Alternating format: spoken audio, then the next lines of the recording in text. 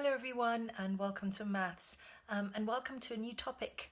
Our topic for the next 2 weeks is going to be statistics and this video accompanies the first lesson in statistics. So have a pencil ready, have some paper ready, let's get started. Okay, so welcome to statistics.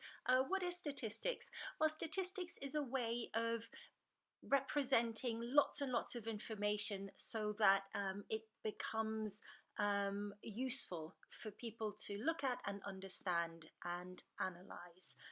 And that's what we will be looking in this lesson. In this lesson, we will be looking at how to interpret data that's been collected into graphs. Okay, so let's have a look at this graph. What does it tell you? Have a really good look at it.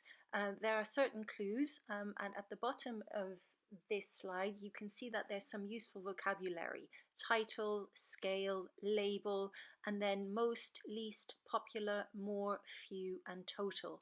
So if we're looking at this graph, the title is really important. It gives us a lot of information. How Year 4 travel to school? Well, so we know that this is a graph that tells us information about how children travel to school. And then along the side we can say see number of children.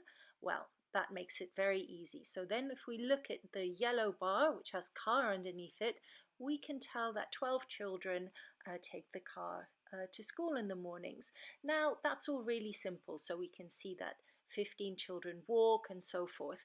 But what's more interesting is when you look at the words most, least, popular, more, few, and total, because that's when we can really start to analyze this graph. So we can see that fewer children ride the bike than take the car, or that the least popular mode of transport is the bus, and that the most popular way of coming to school is walking. And that's how we really want you to think about graphs, as a way of analyzing the information, not just understanding it, but actually drawing conclusions from it. So the task here is for you to see if you can come up with 5 facts for this graph and to write them down. Now you're all going to come up with different facts, but use the vocabulary that's provided in the box. Okay, next chart. You'll see 3 different graphs on this one. The first is a tally chart, and a tally chart is useful for collecting data, and then the other 2 charts have taken information from a tally chart and converted it into a way that makes it easier for us to understand. So what I would like you to do with this activity is to look at all 3 charts and write down 3 facts for each of the different graphs using the vocabulary that we looked at in our first chart: more, least, popular, fewer, and so forth. Have a look at this pictogram up here and think about what the squares represent, and so that will help you work out how many house points each of the teams got.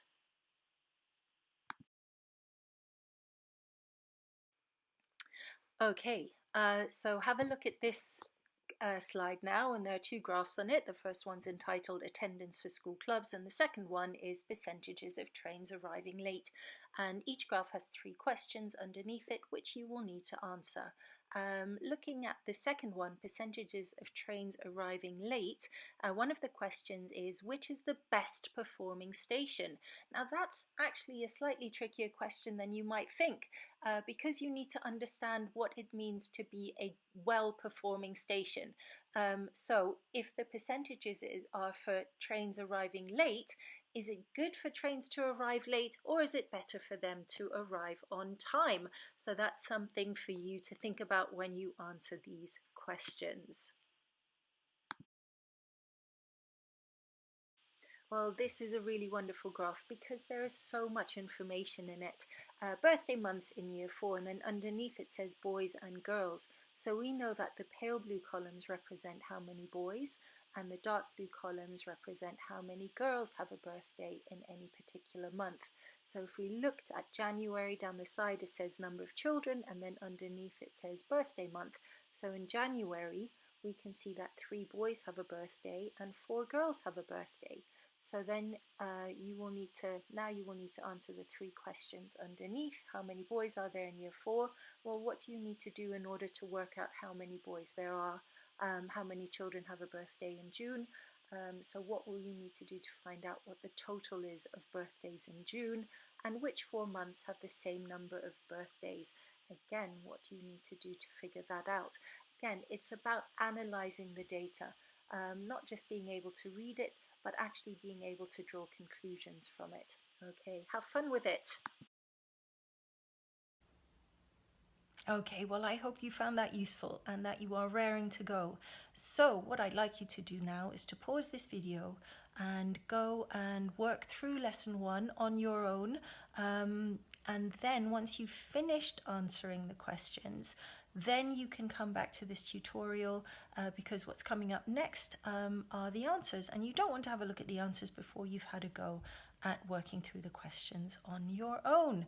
Okay, have fun with it. Okay, welcome back. How did you get on? Let's find out. Okay, so here are 6 possible answers. You'll have come up with your own, but if you've used the words more, fewer, total, and most, you should have come up with really good answers, because remember, it's not just about sort of reading the information, but about interpreting and analyzing it.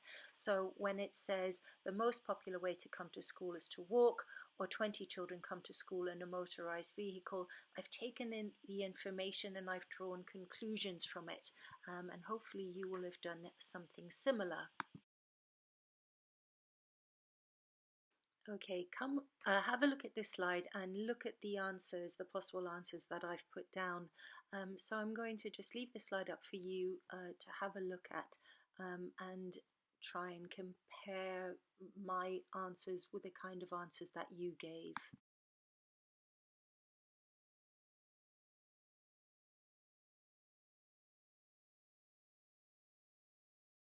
Okay, once again, these are the answers that I've put down, so I'm going to leave this slide up for you to have a look at and compare it with the kind of answers that you gave.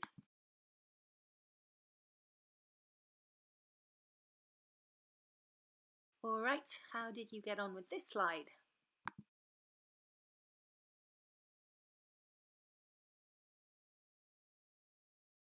And finally, how did you do with this one? Okay, well done for working through lesson 1. I hope you're looking forward to lesson 2 coming up.